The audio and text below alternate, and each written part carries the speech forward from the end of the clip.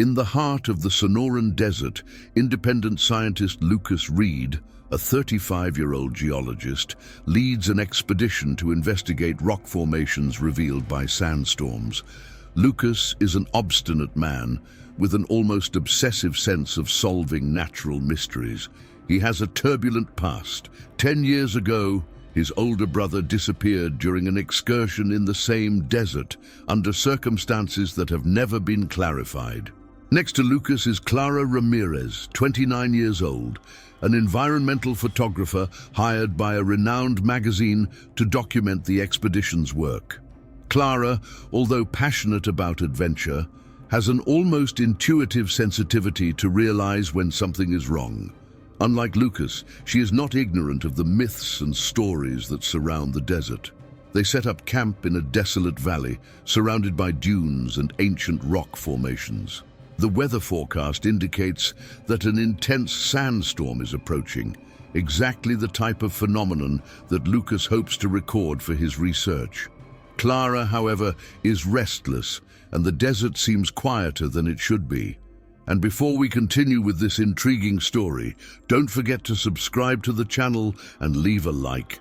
This helps us bring more content like this to you. Now let's get back to the story. While adjusting her cameras and equipment, Clara finds something that makes her uncomfortable.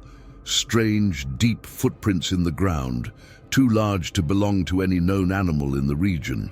She calls Lucas, who quickly examines it and dismisses the find as irrelevant. Probably an animal, or some formation caused by the wind, Clara. That doesn't matter. Animals leave consistent footprints, Lucas. These are irregular, as if something very heavy is wobbling, she retorts, but is ignored. The camp radio issues an alert. A stronger than expected sandstorm is on the way, accompanied by local reports of disappearances and legends. A shaky-voiced presenter mentions the Hunter, a figure many residents say emerges during the fiercest storms to claim the desert. Lucas turns off the radio with a laugh. Stories to scare tourists. The desert has its dangers, but they are very real. Dehydration, strong winds, hostile fauna, not monsters. Clara remains silent, uncomfortable. As the wind picks up, the two set up additional protection at camp. The light of twilight is swallowed by a strange, dense darkness. Lucas, curious, takes the opportunity to record the beginning of the storm with his recorder. Clara, with her camera at the ready, takes photos of lightning after lightning, trying to capture the force of nature. Then a sound cuts through the constant noise of the wind. It's low, like a prolonged lament, almost human but distorted. Clara stops abruptly, looking for the source. "Did you hear that?" she asks, trying not to sound alarmed. Lucas shakes his head. "It's just the wind echoing off the dunes. Common thing," but Clara insists. It wasn't the wind. It was different. A flash of lightning illuminates the desert, and Clara sees something on the edge of her vision. A long, distorted shadow too tall to be human. Before he can focus, the light disappears, and the desert returns to darkness. A short time later, while adjusting the tethers of the tents, something falls next to them. A fist-sized rock, thrown from somewhere nearby. "What was that?" Clara asks, looking around. Lucas takes a flashlight, illuminating the surrounding dunes. Nothing seems out of place. But then another flash of lightning lights up the desert. This time, they both see it. A creature is standing about 20 meters away. It is tall, perhaps 3 meters, with disproportionately long limbs and a deformed head, as if it were part humanoid and part animal. His eyes, bright as hot coals, stare at them. In an instant, the hunter disappears again into the storm, as if it were a mirage. "What the hell was that?" Clara shouts, her tone now full of panic. "It must be an illusion, or something caused by the storm." Lucas tries to rationalize, but for the first time, there is doubt in his voice. When they return to camp, they found the vehicle destroyed. The hood is dented, the windows are broken, and the tires are flat, as if brute force had ripped chunks out of the metal. Lucas and Clara are now completely isolated, with no means of communication or transportation to escape. Lucas suggests seeking shelter in the rock formations a few hundred meters away.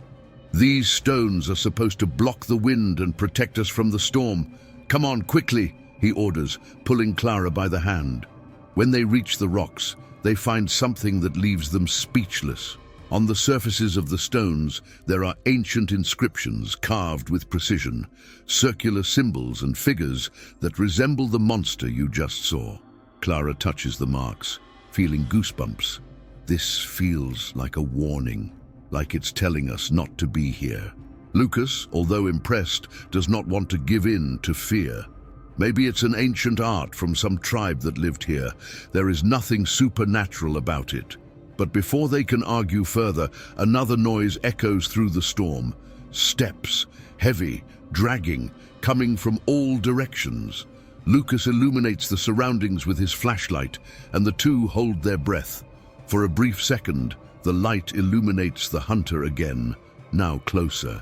He stands still, staring at them, and his heavy breathing echoes like thunder. Clara grabs Lucas's arm. "Lucas, do we run now or wait for him to catch us?" The creature takes a step forward. Even with the wind and sand, his movement is clear and deliberate, as if he knows the two are trapped. The sound of the hunter's heavy footsteps mixes with the roar of the storm. Lucas and Clara, paralyzed, try to plan something, but the adrenaline makes clear thinking almost impossible. "We have to get out of here," Clara whispered, pulling Lucas. "Where to?" "It's all surrounded by sand and darkness," he responds, trying to contain his panic. Suddenly, Lucas's flashlight comes back on for an instant, revealing that the creature is even closer. His face, now visible, is a grotesque mixture of exposed bones and dried flesh, as if it had been shaped by the desert itself. His bright eyes seem to probe the souls of both.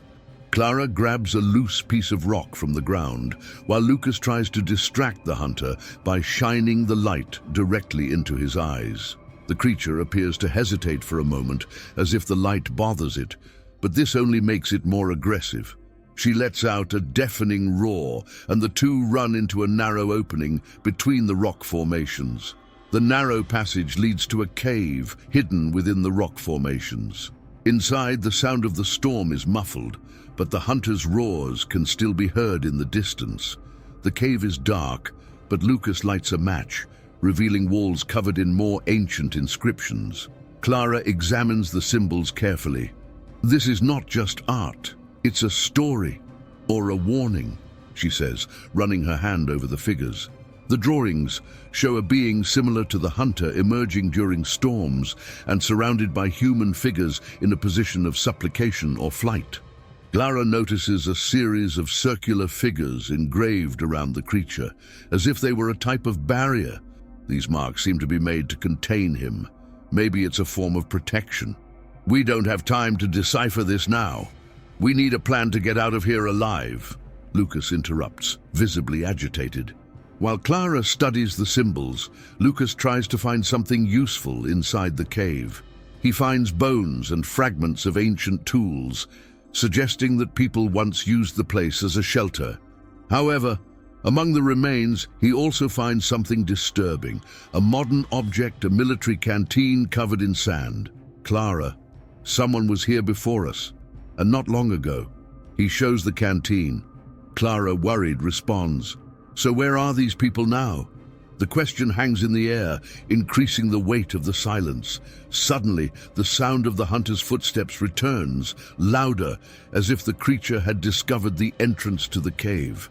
Clara quickly extinguishes the match, plunging them into darkness.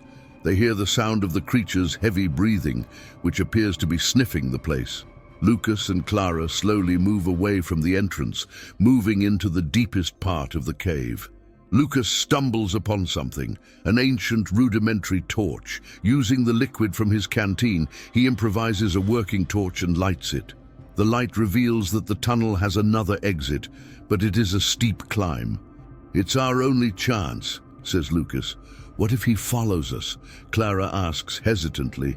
Lucas points to the circular drawings on the walls. "Maybe we can use these brands. You said they looked like barriers. What if they work?" They quickly scratch similar symbols into the floor of the entrance with loose pieces of rock. Clara isn't sure if it will work, but it helps. When the sound of the hunter approaches again, they run up the steepest pass, with Lucas holding the torch to light the way.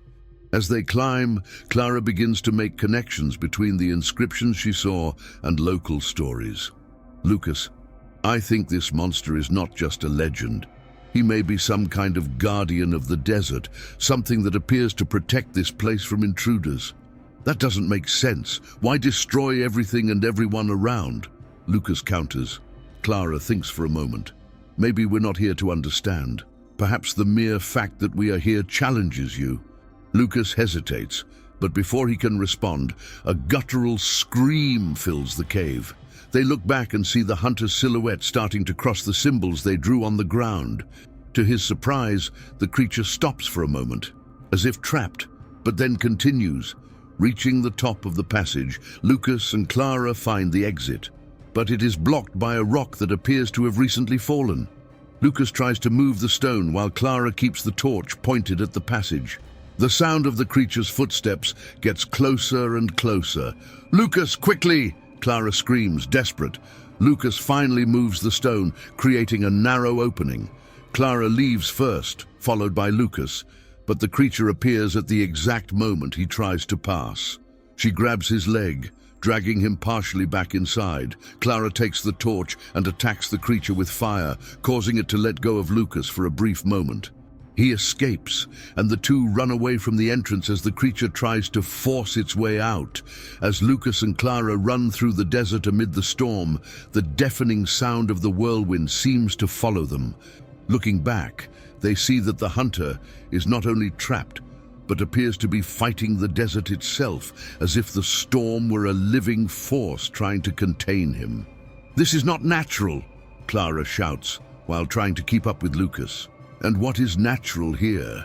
he responds, panting. They finally find a makeshift shelter among the dunes, a small space carved into a sandy slope. As the storm rages around them, they try to catch their breath, but the tense silence between the two is broken by Clara. "Lucas, we need to get out of here. This place is like the desert didn't want us to be here." Lucas looks at her, still trying to rationalize what they are experiencing. "Clara, this is something old. It could be something geological, chemical, a combination of unknown phenomena. That doesn't explain what we saw. Those marks in the cave, the creature, the wind. None of this is scientific, Lucas. We need to accept that we are dealing with something beyond logic." Lucas hesitates, but before he can respond, the storm subsides, bringing a silence that is even more frightening. As they try to decide their next move, the sound of a distant engine catches their attention. A pickup truck emerges from the dust, its headlights cutting through the darkness. Lucas and Clara run towards the vehicle, waving frantically. The vehicle stops, and a man gets out. He is tall, wearing thick, desert-worn clothing, with a hat that partially hides his face. His name is Jonah Briggs, a local guide who seems to be used to the dangers of the desert. "You guys are crazy for being here during a storm like that. Come up, now," he says, with an authoritative tone. Without arguing, they get into the truck exhausted. As they drive, Jonah asks questions. "What exactly are you doing here?" Lucas tries to explain about his research, but Jonah interrupts him. "It doesn't matter now. You saw something, didn't you?" Clara looks at Jonah, surprised. "How do you know?" "Because no one survives a storm like that without seeing it, and few live to tell about it." Jonah takes them to a small outpost in the middle of the desert, an isolated cabin equipped with basic supplies and old maps. While Clara tends to a wound on Lucas's leg, Jonah begins to explain. "What you call hunter is not just any monster. It's something much older. Some say it is the spirit of the desert, others that it was created by those who lived here before us. But one thing is certain, he appears to protect something." Lucas, although still skeptical, asks, "Protect what? What's so important about this desert?" Jonah opens an old map and points to a region marked by a strange symbol. "This area is known as the Cradle of the Wind. They say this is where the hunter manifests itself most strongly. No one who went there came back to tell the story." Clara looks at the map, recognizing the area near where they found the cave markings. "We were close to that, weren't we?" Jonah confirms with a nod. "And now you attracted him. It will keep coming until you leave the desert or are part of it." Lucas gets up, ignoring the pain in his ankle. "Then we need to go back and end this." "Are you crazy?" Clara exclaims. "Clara, if he's hunting us because we're getting close to something important, then we need to find out what it is. This may be the only way to survive." Jonah shakes his head in disapproval. "If you go, don't expect to return alive." Despite Clara's protests, Lucas is determined. He convinces Jonah to guide them back to the area, arguing that with his knowledge, they have a better chance of discovering something useful. Reluctantly, Jonah agrees, but warns, "If the hunter appears again, don't expect me to risk my life for you." The trio arrives at the area indicated on the map at dawn. The wind is strangely calm, but there is a palpable tension in the air. They find a set of ruins partially buried in the sand, with inscriptions similar to those Clara saw in the cave. Lucas finds a type of underground entrance, partially blocked by rocks. There must be something down there. This is what the hunter is protecting. As they work to open the passage, Clara notices fresh footprints all around. "We're not alone here," she murmured, pointing to the marks. Jonah pulls out a gun he kept hidden. "Be quick. He can appear at any time." Finally, they manage to open the entrance. Below, a dark tunnel leads them to a central chamber where they find an altar made of stone and solidified sand. In the center of the altar is a shining object, like a translucent stone that emanates a faint light. Lucas approaches, but before he can touch the stone, the familiar sound of the hunter's breathing fills the chamber. The creature appears at the entrance, blocking the exit path. "It's him," Jonah whispered, raising the gun. The hunter advances slowly, but stops before crossing a circle of markings on the ground, similar to what Clara saw before. "He can't come in. This circle stops you," Clara exclaims. Lucas, with a gleam of determination in his eyes, picks up the stone from the altar, ignoring Clara and Jonah's screams of warning. As Lucas picks up the stone from the altar, a crash echoes through the underground chamber, as if the desert itself is roaring in protest. The protective circle dissolves, and the hunter advances with terrifying speed. Clara shouts, "What did you do?" Jonah fires his gun, but the bullets ricochet off the creature's skin as if it were paper. "That won't hold him back. We need to get out of here," he shouts, reloading uselessly. Lucas looks at the stone in his hand. The faint light it emanates seems to react to the hunter's movement, pulsing more intensely as he approaches. "That's not just a rock. That's what he's protecting," Lucas says, while trying to find a way out. Clara points to a narrow opening at the top of the chamber, partially blocked by debris. "There! Maybe we can go out there." Jonah and Clara begin to climb quickly, but Lucas hesitates, still watching the rock. He notices that the inscriptions around the altar have also started to glow faintly. "Lucas, come on!" Clara shouts, extending her hand to him. Before following them, Lucas picks up a larger stone from the ground and breaks part of the altar, revealing more hidden inscriptions. He quickly takes photos with his cell phone, aware that he may not have another opportunity. The hunter approaches, his eyes burning like flames, as Lucas finally climbs into the opening with Clara's help. They barely escape before the creature hits the altar, completely destroying it with a powerful blow. Outside, the storm returned with full force. Jonah guides the group to a nearby rock formation, where they take temporary shelter. As they try to catch their breath, Lucas examines the stone more closely. This is not just an ancient artifact. It looks like a power source, or something we've never seen before. Clara, still furious, confronts him. "You almost killed us for that. Why can't we just give it back? Maybe the hunter will stop following us if we leave the stone where it belongs." Jonah agrees, looking suspiciously at Lucas. She's right. Some things were not meant to be taken from where they are, but Lucas is irreducible. What if this is the key to understanding what's going on here? This stone could be the answer to centuries of mysteries about this desert. Clara shakes her head, frustrated. You're not thinking about us. You're thinking about your obsession. As they argue, the sound of the storm changes. It's not just the roar of the wind. It's the sound of the hunter, closer than ever. Jonah points to a silhouette in the dust. He's coming, and now we have no barriers to stop him. Lucas remembers the inscriptions he photographed. He starts quickly analyzing them on his cell phone. There's a pattern, these circles. It seems that they not only stop him from passing, but can also completely restrain him. Clara looks at him in disbelief. And how do you intend to do that in the middle of a storm?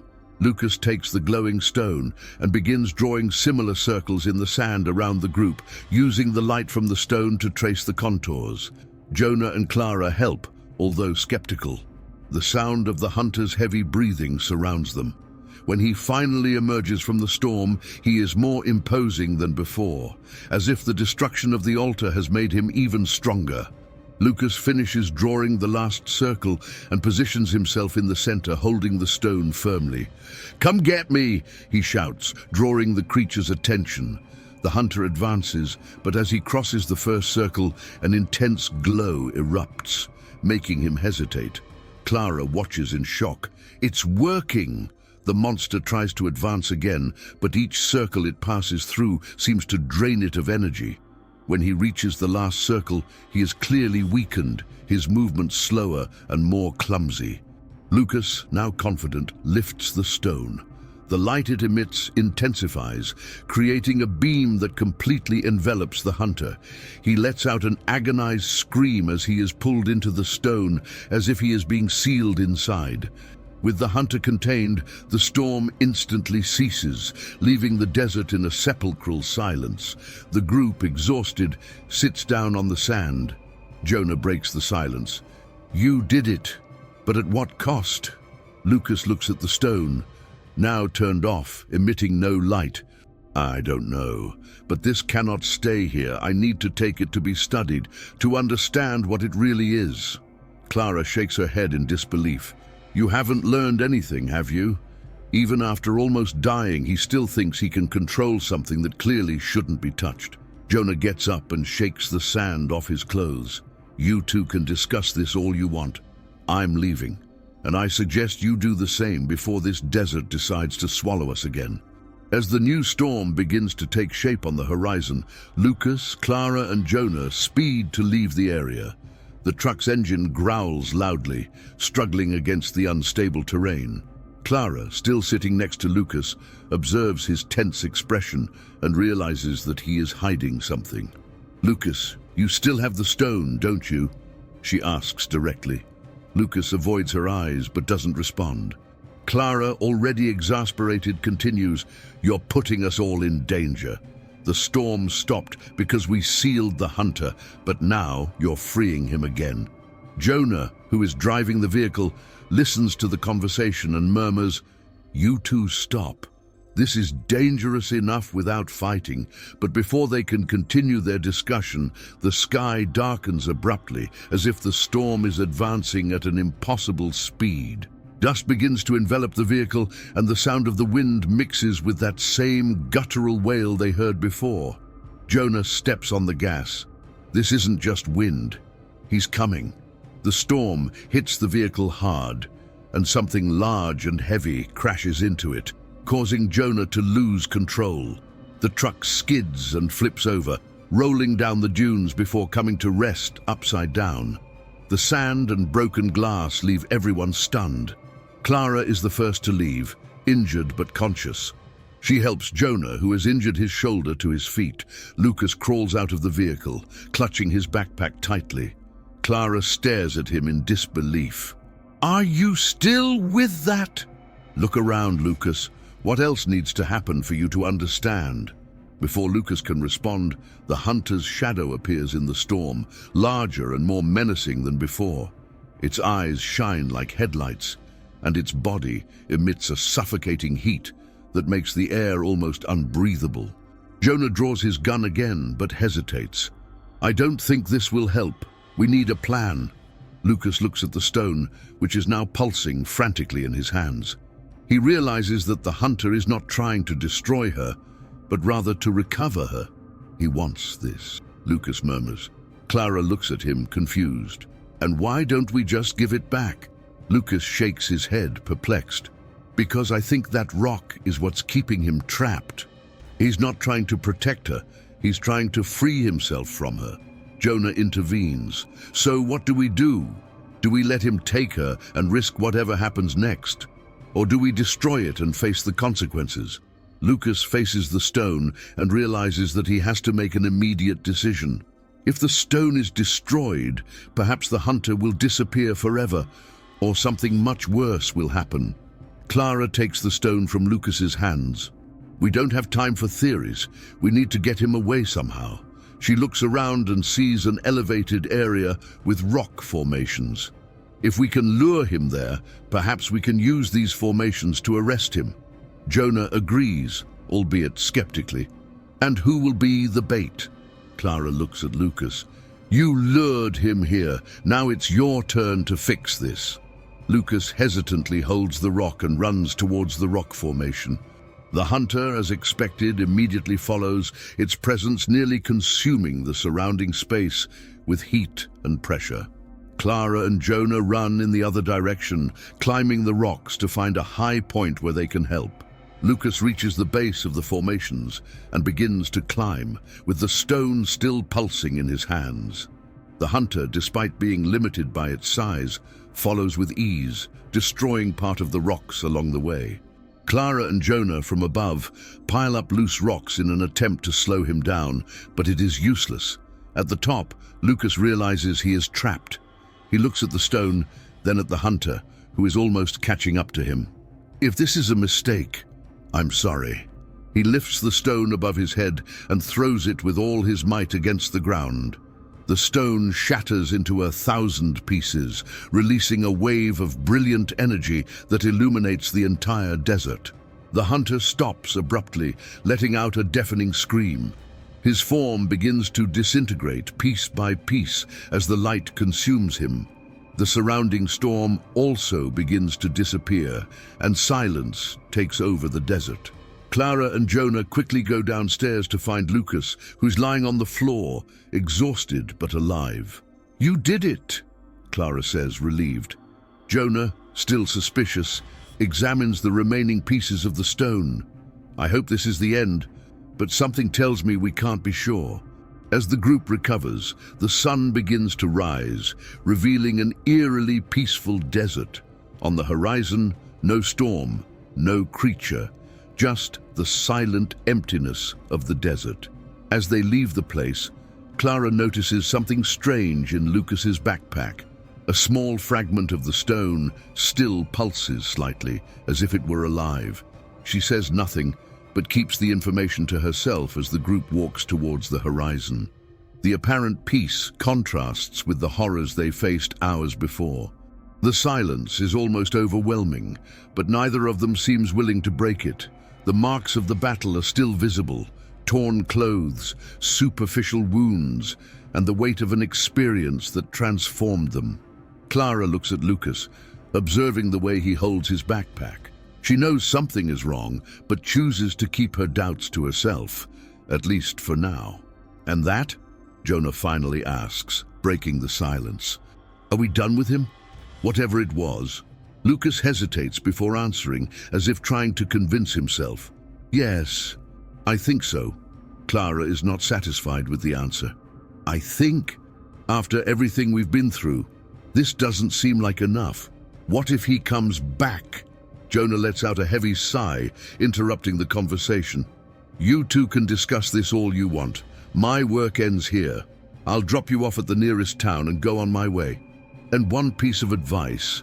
Don't go back to this desert. Some things should be left as they are. Hours later, they arrive at a small village on the edge of the desert. Jonah drops them off at a makeshift bus station, briefly shaking hands with Lucas and Clara before leaving without looking back. While waiting for transportation, Clara finally confronts Lucas. You still have something, don't you? Lucas avoids his gaze, but his expression gives him away. A fragment. Just a small fragment. I thought it would be safe. Safe? After everything that's happened, do you still think it's safe? Lucas tries to justify his decision. Clara, this could be the key to understanding what happened here. We can't just ignore this. Clara shakes her head, frustrated. You haven't learned anything, have you? Some things were not meant to be discovered. The bus arrives, interrupting the conversation. Clara grabs her backpack and goes in without looking back. Lucas hesitates before following her, but instead decides to stay. Clara, I need to investigate this further. I can't abandon it now. Clara stares at him in disbelief. So that's it? Are you choosing your obsession over your own safety? Lucas responds calmly. I know you think this is crazy, but I need to know. Clara sighs, shaking her head before getting on the bus. She sits by the window, watching as Lucas drives away, his figure growing smaller as the vehicle moves. Back in the desert, Lucas returns to the site of the ruins alone, using the photographs he took as a guide. He finds the destroyed altar again and begins to examine the fragments of the stone that were left behind. As he works, the silence around him seems increasingly oppressive. He can't help but feel like he's being watched. Finally, he holds the fragment he kept in his backpack. It still pulses slightly, emitting a faint light, as if it were alive. Are you the answer? Or the beginning of something worse? Lucas mutters to himself. In the village, Clara tries to move on. She submits her photographs to an environmental magazine and begins planning her next trip. But at night, she has constant nightmares about the hunter, always seeing him emerge from the storm, closer and closer. One day, she receives an email from Lucas with no subject. Inside, just one sentence. I think there is something deeper. Attached to the email was a photograph of Lucas holding a new fragment of the stone, now glowing more brightly than ever. Clara feels a chill and quickly tries to respond, but the email comes back as recipient not found. After Lucas's cryptic email, Clara feels a mixture of worry and exhaustion. She tries to push away thoughts about the desert and the hunter, immersing herself in work and new photography projects. However, the nightmares persist. Every night, she dreams of the stone's pulsing glow, the ancient inscriptions, and the hunter's towering shadow.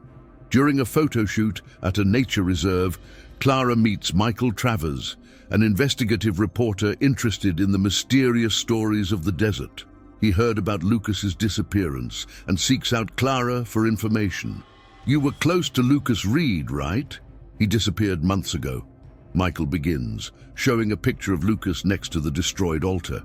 Clara, reluctant, replies, he didn't disappear, he chose to stay. And I don't want to get involved with it again, Michael insists. There is something more happening in the desert. Other explorers have recently disappeared. It's not just Lucas. The mention of new disappearances makes clear reconsider. If you're trying to get into the desert, Michael, let me warn you. You won't want to know what's there. Days later, Clara receives an unexpected delivery to her home. It is a small package without sender. Inside, a fragment of the stone that Lucas found shining intensely. Together, a short and enigmatic ticket. We need your help. L. Clara feels a chill. She immediately tries to contact Michael, but he doesn't answer his calls. Concerned, she searches local news and finds that Michael left for the desert alone 2 days ago. Determined to avoid more tragedies, Clara takes her things and goes towards the village, where she expects to find answers. In village, Clara seeks information with local residents. Many avoid talking about the hunter, but an elder, Donna Isabel, decides to share what she knows. He is a part of the desert. It has always been here, protecting something. Each time someone tries to unravel his mysteries, the desert retaliates. Clara tries to understand more about the stone and the altar. And the brands? The inscriptions? Can they contain it? Donna Isabel shakes her head. They don't contain it. They just delay the inevitable. If the balance is broken, the desert takes everything. Clara, now more determined, follows Michael's trail to the ruins. Upon arriving, she finds her camera, broken and covered with sand, but no sign of him. Near the destroyed altar, Clara sees signs of recent activity. A mounted tent, notebooks with notes and fragments of scattered stones. Among the pages, she finds something that leaves her in shock. Detailed drawings of a new, much larger altar, with more complex inscriptions and a symbol that resembles a door. While examining the notes, Clara feels a presence behind her. When turning, he finds Lucas. He looks different, thinner, with deep, dark circles and an almost feverish look. Clara, I knew you would come. She can't hide her anger and worry. Did you send it to me? The fragment? Lucas shakes his head. I needed you to see. There is something bigger here, Clara. The hunter. He is not the end. He is just a guardian. There is something stuck in this desert, something the old ones have sealed and is trying to leave. Clara shakes her head incredulously. You are obsessed. This is consuming you, Lucas. Look around you. How many people need to disappear for you to stop? Lucas approaches, holding his hands. Clara, you don't understand. I'm so close to finding out. If we can open the portal, we may understand everything. Before they can continue the conversation, a familiar sound echoes around, the guttural lament of the hunter. Lucas looks at Clara urgently. He's coming. He knows we are close. Clara takes Lucas's backpack and throws the stone fragment away. Maybe he's coming because you don't know how to stop. But Lucas runs after the fragment while Clara tries to convince him to flee. The hunter emerges from the storm, larger and more threatening than ever. Lucas, holding the fragment, faces the creature, shouting, "I'm not afraid of you!" The hunter advances, but something different happens. He sharply and turns his attention to Clara. She realizes too late that the fragment in her backpack still pulsates. Clara tries to run, but is surrounded by the storm. Lucas, desperate, screams his name as he tries to reach her. The hunter advances slowly, as if he was expecting something. Clara looks at Lucas one last time and throws the backpack directly in the storm, away from both. The hunter follows the fragment, but before he disappears completely, he turns to Clara and Lucas as if marking them to something in the future. The storm dissipates and silence returns. Clara and Lucas, exhausted, fall into the sand. This will never end, is it? Clara asks with a weak voice. Not as long as the desert wants us to continue, Lucas answers. And so Clara and Lucas walk together towards the village, aware that what they faced was just the beginning. What did you think of this outcome? Leave your opinion in the comments. We love to know what you think. And don't forget to subscribe to the channel and leave a like to support our work. See you in the next video.